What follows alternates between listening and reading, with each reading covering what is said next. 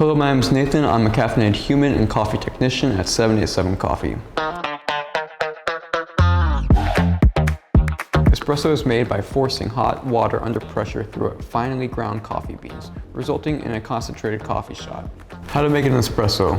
Start by grinding fresh coffee beans to a fine consistency. Use about 8 to 9 grams for a single shot and about 17 to 20 grams for a double shot. Place the coffee grounds in a portafilter and tamp them down to ensure even and uniform extraction. Preheat your espresso machine and portafilter by running hot water through them. Lock the portafilter into the group head and place a cup underneath it. Turn on the pump and allow the espresso to extract for about 20 to 30 seconds, or until the desired amount is reached. Remember to clean your espresso machine regularly to maintain the quality of your coffee. Coffee is a gift from Earth. Enjoy it and savor it. Stay caffeinated and keep watching the Coffee Drink Explained Guide courtesy of 787 Coffee.